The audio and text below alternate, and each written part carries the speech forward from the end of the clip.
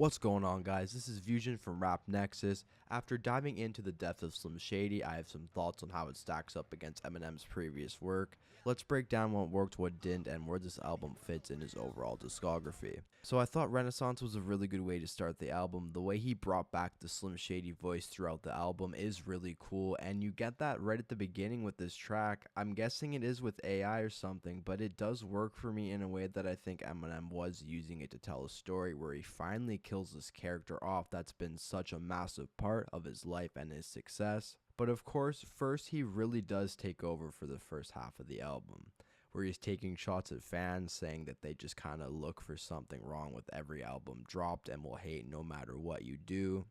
He mentions a lot of other rappers like Kendrick Lamar, Ye, and Lil Wayne, which a lot of people weren't paying attention, obviously, because people thought he was dissing them, but really he was, like he said, going into the mind of a hater. Those are some of the typical comments you would see online. I really like the line where he says, "It's what they do to the greats, pick apart a Picasso and make excuses to hate." Renaissance does do a good job at setting the stage, but it's the second track, Habits, where Eminem really starts to delve deeper into the themes.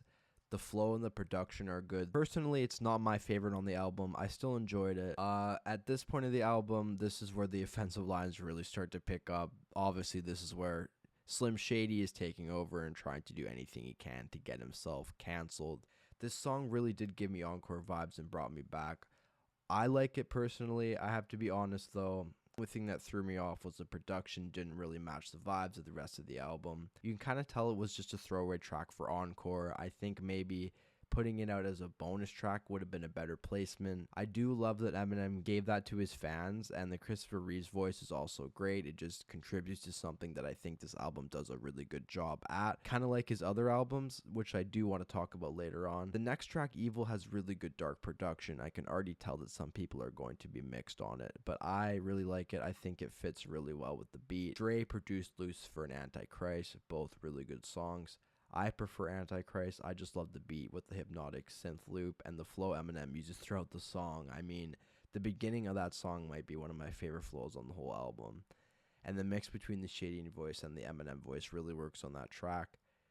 And Fuel, it might be my favorite on the album. It's a really strong showing for both Eminem and Jid.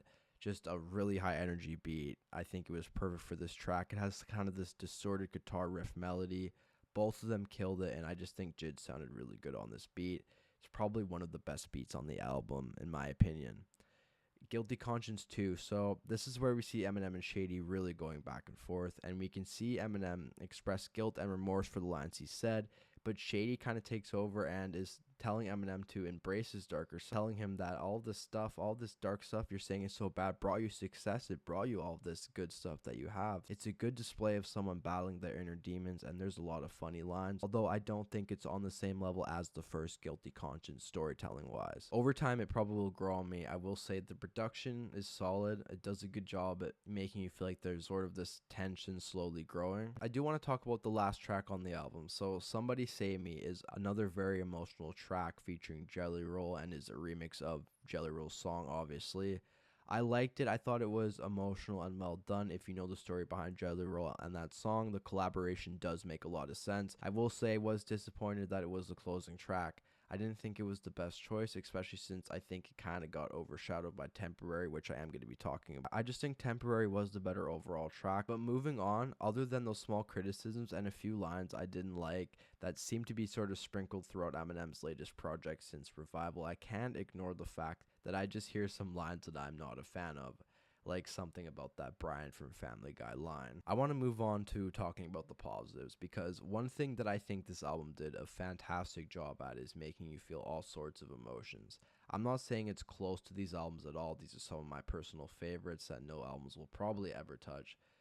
But just like the Eminem Show, the Marshall Mathers LP, and even Encore, when it had its bright moments, This album had moments of happiness where it brought you back. It had moments of sadness with Temporary, and I know I said I didn't want another Eminem song with Skylar Grey, but I have to say I'm really glad we got this one. Even if the production might have seemed out of place, Brand New Dance and the part with Christopher Reeves, even if you did mention him, probably a little too much, it still brought on lots of feelings of nostalgia. And the part where Bizarre came back, and it was not like it was overdone, it was just one verse. You had the return of Ken Kniff, the skits with Paul Rosenberg, just a lot of things that really made this feel like an Eminem album again to me, which although I liked his past projects, something felt missing to me since about the Marshall Mathers LP2. I only found myself going back to a good amount of songs, not the whole album. This one, I really do like the whole album, and I can deal with Brand New Dance, especially considering how much I do love the Encore era, even though it wasn't Eminem's best music-wise. The songs on this project, I think, flow really nicely into each other. I've seen headlines saying that this album got mixed reviews, and some to even go as far as to call the album awful. To me, this is the best Eminem album since Recovery. It might even end up being better. The production is the best it's been on an Eminem album in a really long time. All the different flows, the way Eminem references all these different eras in his career. I think for people that have been criticizing Eminem's choice for beats and production, he stepped it up in a major way for this album.